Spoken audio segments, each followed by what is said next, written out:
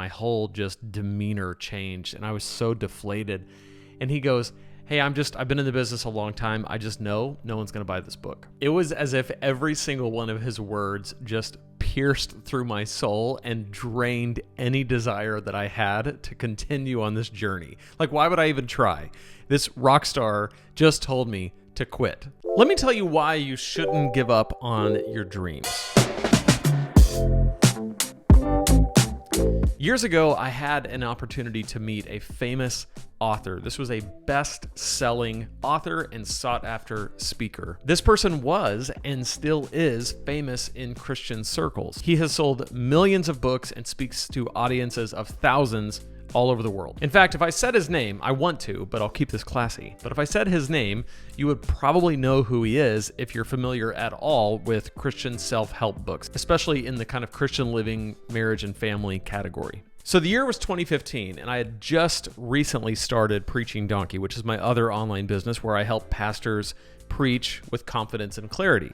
And I had started working on a book. By this time, I had a podcast, I had a blog, but I had not yet turned it into an actual book. But Preaching Donkey was growing, people were being helped, the podcast was growing, the blog was growing, and the next step, at least at that time, the way I saw it, it was time to write a book. And at the time, I was working as a pastor at a church, and we were about to host a conference. And guess what?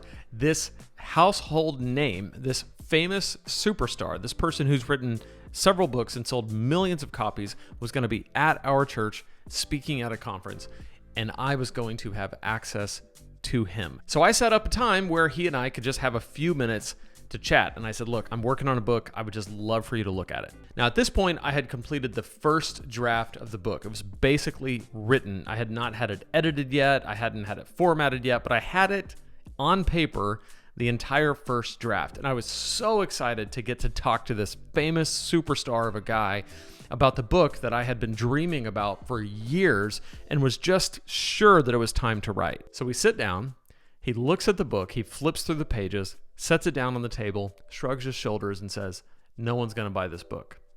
No one's going to buy this book because you've never been a lead pastor. I don't know why you're even doing this. And he probably saw the color just escape from my face and my whole just demeanor changed. And I was so deflated. And he goes, hey, I've been in the business a long time. I just know no one's going to buy this book. It was as if every single one of his words just pierced through my soul and drained any desire that I had to continue on this journey. Like, why would I even try? This rock star just told me to quit. I walked away completely deflated, feeling like I had just wasted the last, honestly, year of my life writing this book because it was a massive endeavor to write. And I was thinking, did I just waste all that time and energy on something that is not going to matter to anybody? Like, no one's going to care about it. But it turns out that the best revenge is success.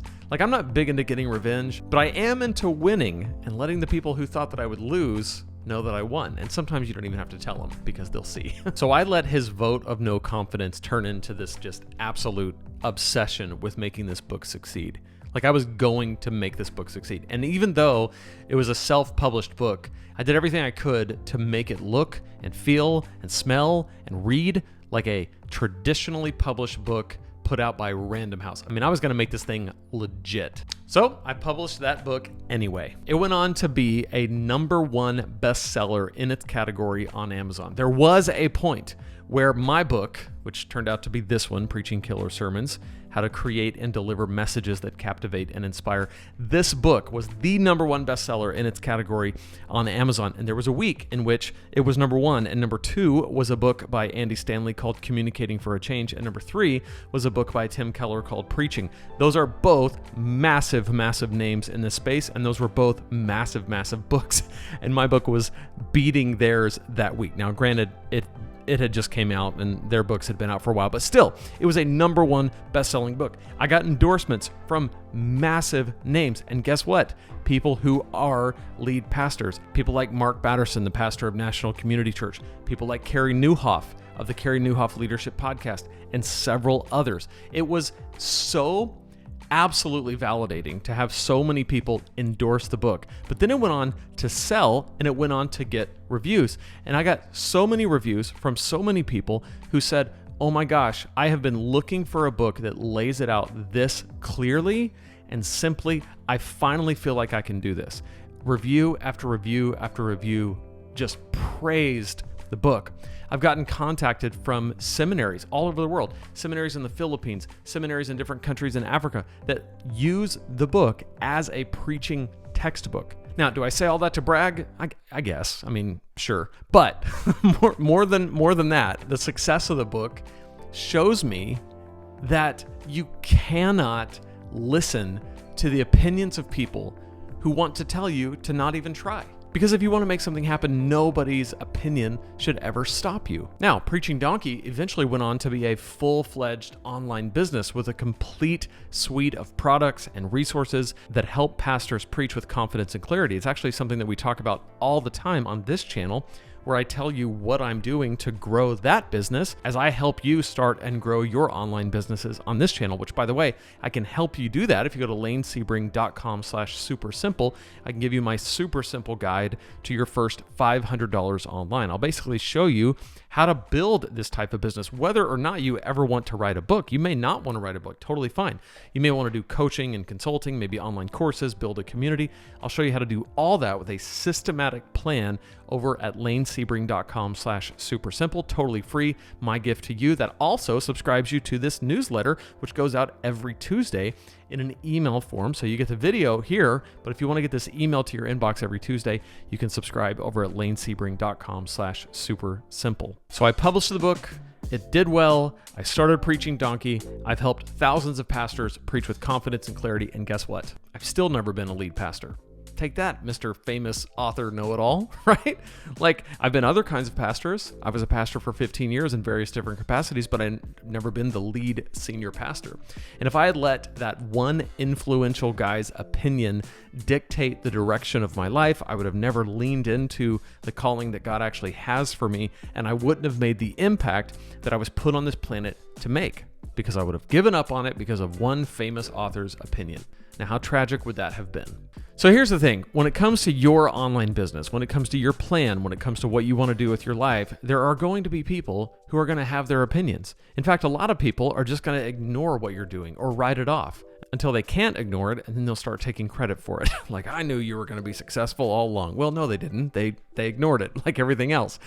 Lean into that, use it for whatever fuel you need to use it for, let it motivate you. And if you get some kind of naysayer that actually comes right out and just says, no one's going to buy your stupid book, let that really fuel you to succeed. Now, I do want to point out that later in that day, he actually approached me. This was a couple hours later after he had spoken a few times. And he said, hey, I just want to say this. I was pretty harsh earlier with my words. If you're meant to be an author, you'll be an author. Don't let me discourage you. And I appreciated that. It meant a lot to me. But I'm telling you, those negative words still stuck. And I still wanted to prove him wrong, because deep down I was like, I don't know what he thinks, but if he thinks I'm not going to be successful, I'm going to show him what success looks like. Now, I never followed up because honestly, I don't care. He's doing his thing. I'm doing mine. Life moves on. But the point is, people are going to doubt you. Let it fuel you. Do not let someone's opinion get a hold of your dreams and plans. Keep moving forward. I'm going to show you how to do it. If you want to know how to move forward with your online business in a clear and concise way in the next 3 months, check out this video right here where I'm going to show you a 3-month detailed plan to take your business to the next level. I'll see you right there in that video.